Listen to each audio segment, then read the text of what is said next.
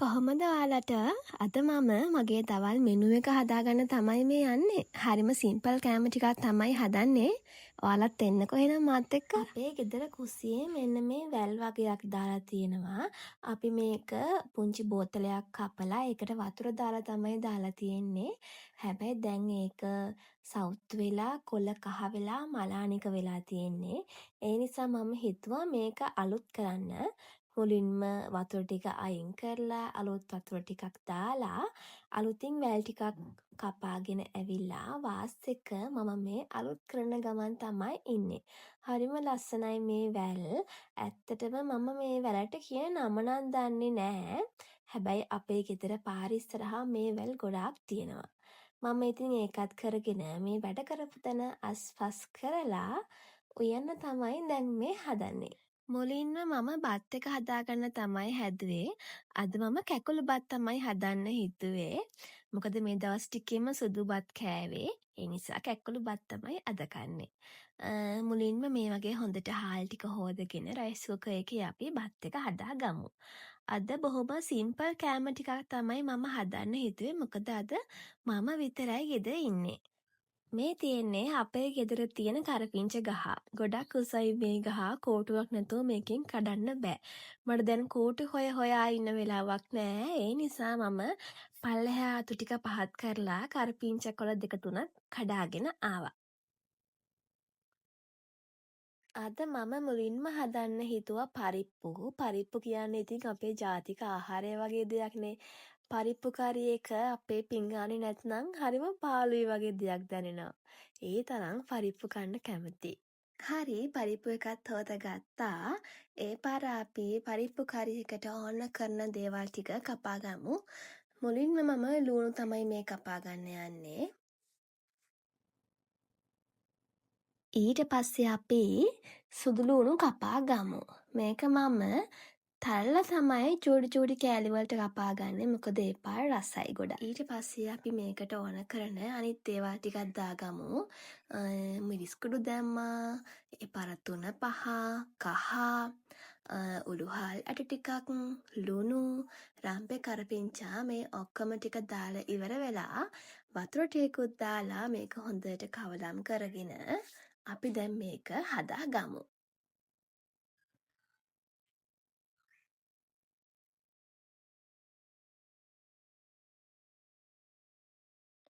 පරිප්පු ටික තැම්බෙනකන් මම හිතුවා මාළු ටික හදාගන්න. අද මම මාළු ඩෙවල් එකක් තමයි දාන්න හිතුවේ. ඒ නිසා මම මුලින්ම මේ ටික හොඳට හොදලා අරගෙන ගම්මිරිසුයි ලුණුයි දාලා මේක ටිකක් වෙලා තියාගත්තා සීසන් වෙන්න.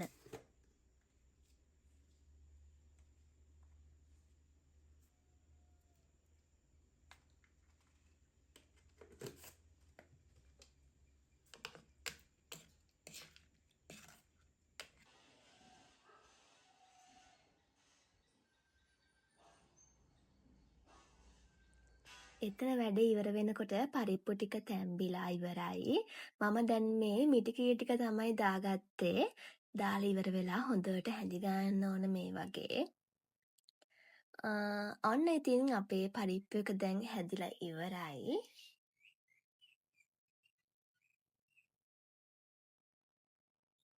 ඊට පස්සේ මම මාළු ඩෙවල් එක හදන්න තමයි හදන්නේ.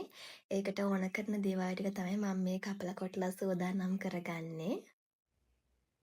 සාමාන්‍යයෙන් මාළු මිරිස් මාළු ඩෙවල් එක දානකොට අපි ගන්නේ කොළපාට මාළු මිරිස්නේ.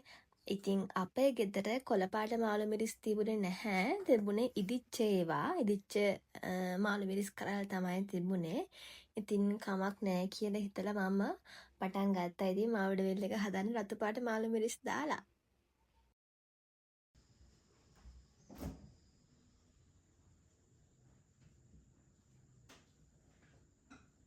ඊට පස්සේ මම ලුණු ටිකයි සුදු ලුණු ටිකයි මෙන්න මේ විදියට තෙලේ බැදගත්තා.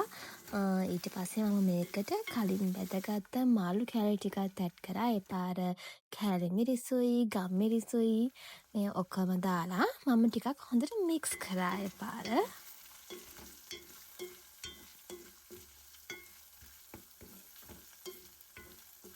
ඒ පාර මම මේකට සොයා සෝස් ටිකකුයි ටොමැටෝ සෝස් ටිකකුයිත් ඇඩ් කරගත්තා. ඒවත් දාලා හොඳට මම මේ කවලම් කරන ගමන් ඉන්නේ. ඒ පාර මගේ රතු පාට මාළු මිරිස් කරල් ටිකයි තක්කාලි ටිකයිත් මෙන්න මේ වගේ දාලා කවලම් කරගත්ත ටිකක්.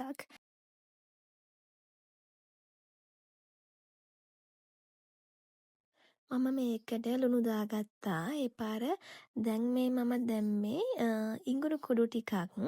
ඒ ටික ඔක්කොම දාලා මේ විදියට හොඳට කවලම් කරගන්න තමයි තියෙන්නේ.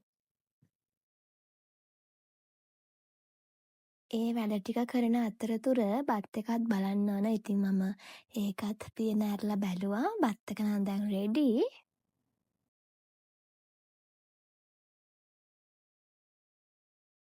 ඊට පස්සේ මම දඹල තමයි මේ හදන්න යන්නේ. දඹල මැල්ලුමක් තමයි මම අද හදන්න හිතුවේ. මම ගොඩක් ආසයි මේ දඹල කන්න. විශේෂයෙන් දඹල මැල්ලුම කන්න තමයි මම ගොඩාක් කැමති. ඒ නිසා තමයි අද දඹල හදාගන්න හිතුවේ. ඇත්තටම දඹල කියන්නේ ගොඩක් ගුණදායක හොඳ කෑමක් අපේ ඇඟට. මේවායේ ෆයිබර් වැඩි නිසා අපේ ආහාර ජීර්ණයට ගොඩාක් උදව් වෙනවා. ඒ වගේම බර පාලනය කරන්න උත්සාහ කරන අයට වුණත් ඇත්තටම හොඳ තේරීමක් මේක. හරි මුලින්ම මම හට්ටිය ලිපේ තියලා ඒකට තෙල් ටිකක් දාලා අබ ඇට ටිකක් දැම්මා. ඒ පාර ලූණු සුදු ලූණු මේ ඔක්කොම ටික දාලා චුට්ටක් වෙලා බැදගත්තා. ඒ පාන මේකට මම දාගත්තා රම්පේ කරපිංච ටිකත් මේ ඔක්කොම ටික දාලා ටිකක් වෙලා බැදගෙන මම මගේ දඹල එක දාන්න තමයි මේ හදන්නේ.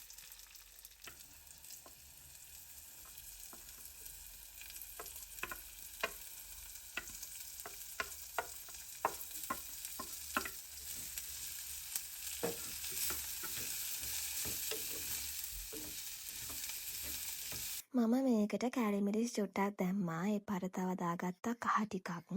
මේ ටික දාලා කවලම් කරලා ඊට පස්සේ මම පොල් ටිකත් මේකට දාගෙන හොඳට කවලම් කරගත්තා.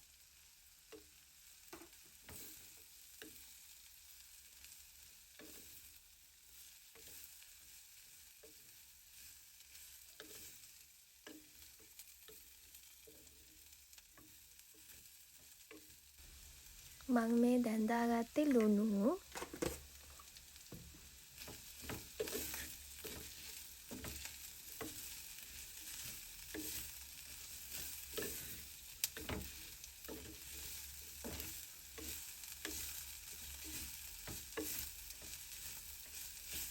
ඔන්න ඔය විදියට තමයි අද මගේ දවල් කෑම ටික මම හදාගත්තේ.